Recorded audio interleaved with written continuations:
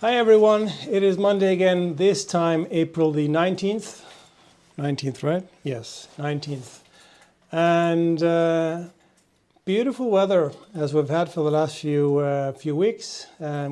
We were actually out on the coast this weekend, out to our favorite beach that we go out to when we need to get some seas, smell the sea and see the sea. And we went out to Carnota, which is a very, very nice beach. It's a bit windy and it's not for going swimming really because the waves are pretty, the currents and everything. But it's a beautiful place. It's 12 kilometers and almost no people there. I took some pictures that I could put up, and it was amazing. And this is just south of Finisterre. We can actually just look across to Finisterre if you're on the beach.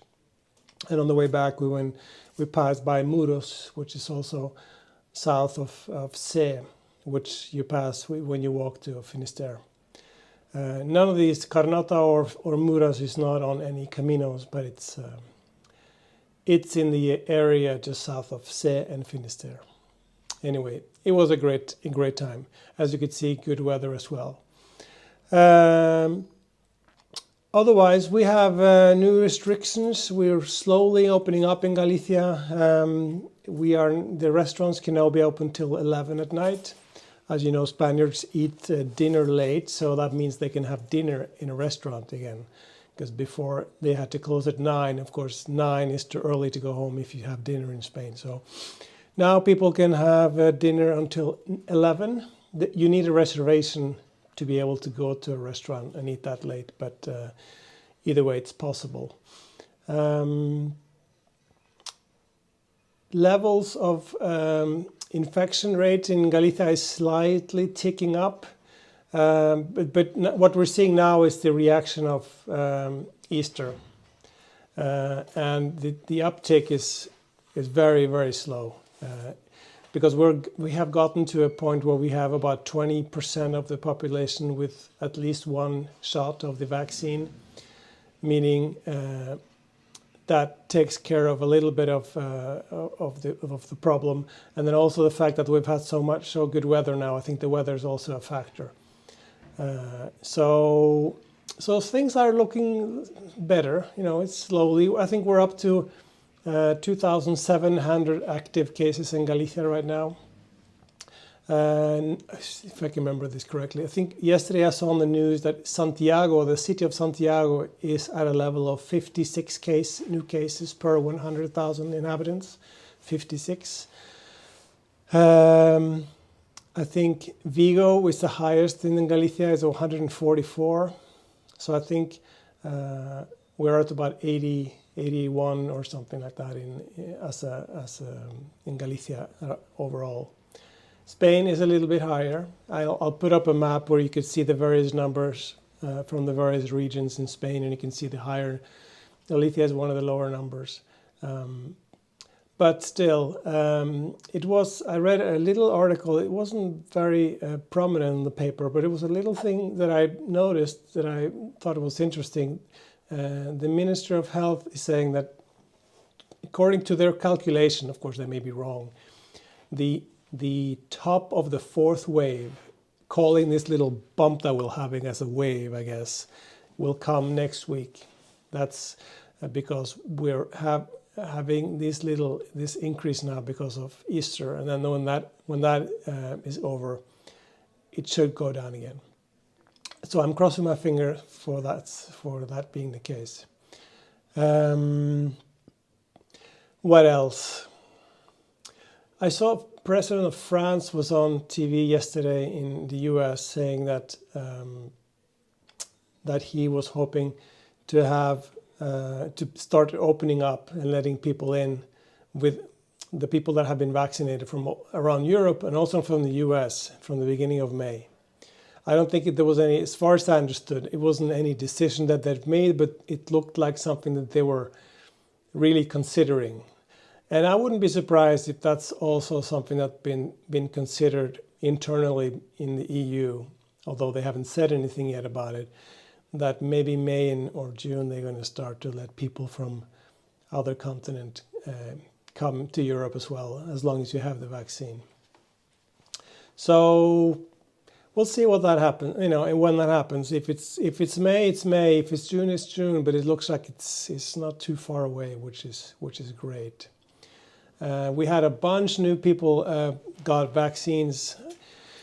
I forgot the number. 5,400, I think, was the number that I saw in Galicia only yesterday on Sundays.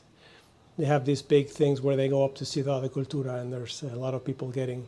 You get your invite. I am the contact person for my father-in-law, so they send you an SMS, and then you can confirm that you want with an invite to go and get vaccinated with a day and a time and a place, and then you click a link and you accept. And then you just go and show up, and he showed up a few days ago and he got his vaccine, and now you wait for the next one. So it's not like other places where you have to actually go and look for it.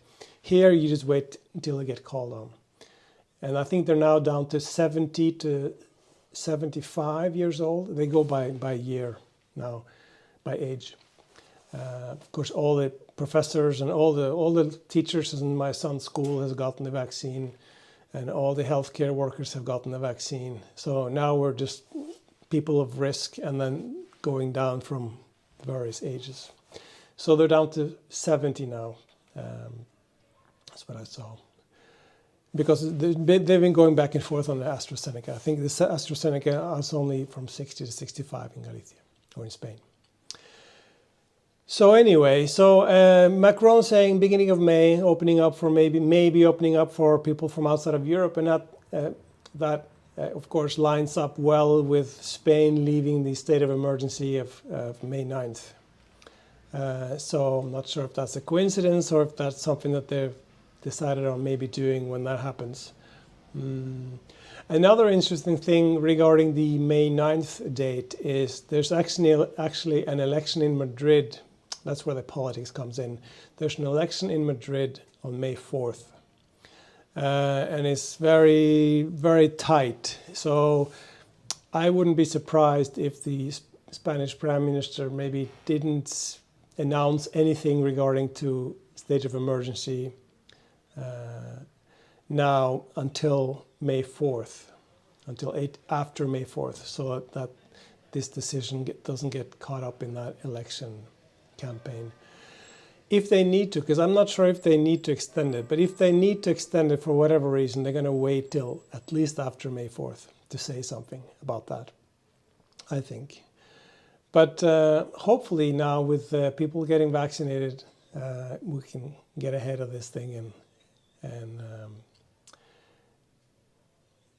and finish this off and start opening up, because there's a lot of people looking for tourists, and there's a lot of tourists wanting to come visit, and of course pilgrims as well.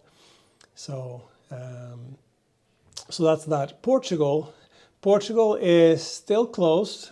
I had a feeling from the article I read on the La Voz de Galicia that it was Portugal that wanted to keep it closed, and Spain kind of agreed, and then they decided to keep it closed. So they're going to be closed at least for another 15 days or so to the beginning of May, because it seems like I'll put up a graphic where you could see the cases on both sides of the border, and it looks like it's relatively even now. From Tui and then Valencia, you could see that they're using different scales, but more or less the same number of infected people on both sides. Even so, they decided to keep it closed. Of course, that angers a lot of people that live in Spain and work in Portugal, and because there's a lot of queues and it's difficult to get across. Although they have valid reason to go across, you have to wait in that queue to get checked, So it adds a lot of struggles and things for the people that live by the border.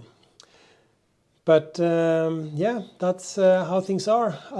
Santiago is still, as I said, nice weather. It's going to be raining now for the next few days, so that's why we decided to go out on the coast this weekend, because it was looks like rain coming up. Anyway, yeah, if you're, like I said, if it looks like maybe May, maybe June, but if you have a fall Camino planned, I think, and if you are vaccinated, especially if you're vaccinated, maybe in the US or Canada, and you have a fall Camino planned, I think it can happen. I think this can be done. Just crossing my fingers that the trends stay as they are, and the people that work on making vaccines work extra hard, and then we'll take care of this thing. Anyway, hope things are good where you are. Stay safe.